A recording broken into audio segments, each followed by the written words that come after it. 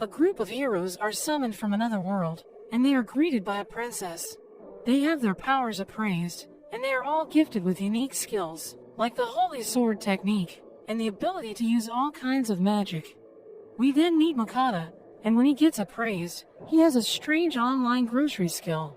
Mukata is shocked hearing this, thinking his skill is useless, and wonders if he has anything else, but gets told that that is his only unique skill.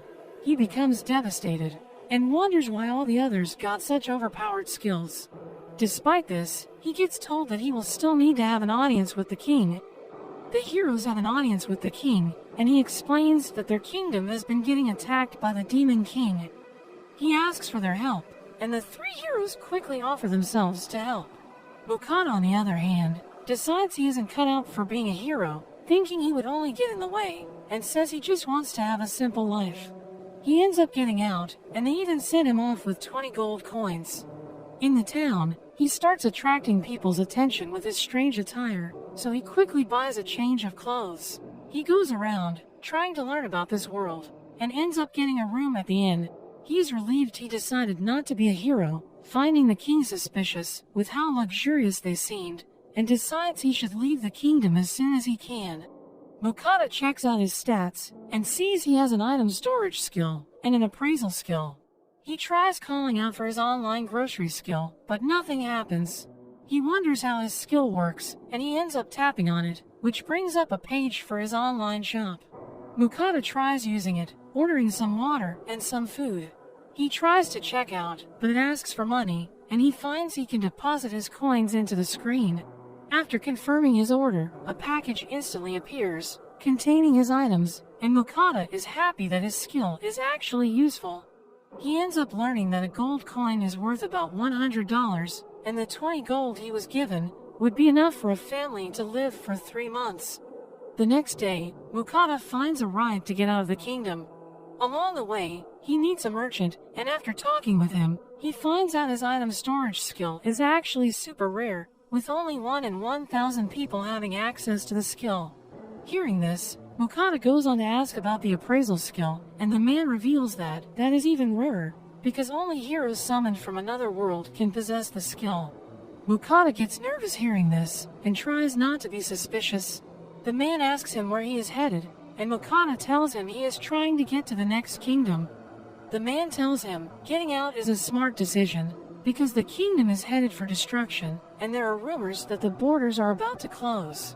Mukata is shocked to hear this, and in the end, their carriage ends up getting suspended.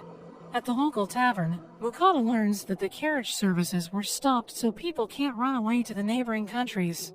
Because if people run away, the kingdom's army would decrease in size. So the men suggest that they should get out while they still can. Mukata wonders how to get out, worrying about the monsters he might encounter. He ends up heading to the Adventurers Guild, and puts in a request for an escort to get out of the kingdom.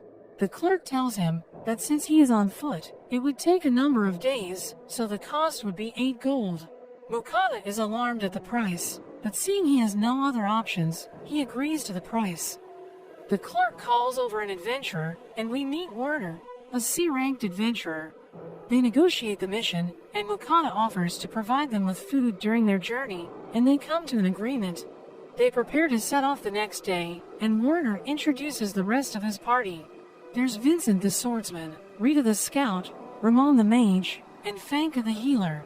They head on their way, and soon stop for a break.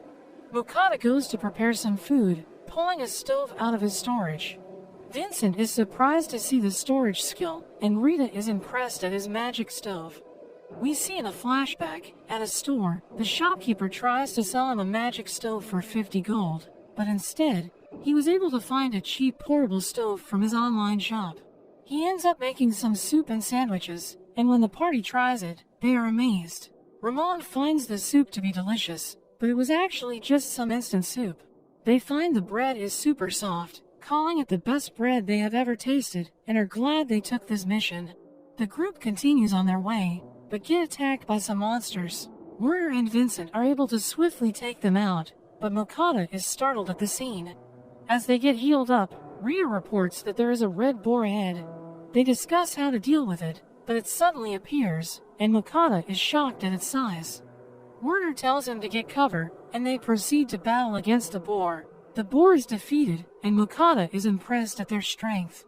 They end up skinning the boar for its skin and horns, but there is too much meat for them to carry, so Mokata suggests putting the meat in his storage. They decide to stop for dinner, and the group is looking forward to eating his food. They crowd around him to watch, but Mokata gets worried, saying he gets embarrassed, but in reality, he doesn't want to reveal his special skill. He gets to cooking, combining bacon, cabbage, potatoes, and even adding sausages to create a delicious stew. He hands out the bowls to everyone, and as they eat, Mokata wonders if it's not to their taste, but they are soon stuffing themselves, and they all ask for seconds. Mokata is surprised they like it that much, and Ramon reveals that they normally eat jerky and hard breads when they are traveling. Rita even feels her body in better shape thanks to the meal. Mokata finds this a bit strange, and decides to use his appraisal skill. He is shocked to see Rita has boosted stats, and when he appraises the food, he sees that it grants a buff. Mokata starts to get worried, thinking if someone were to find out, he could be in danger, so he is determined to keep it a secret. But there is a beast that watches them from the bushes.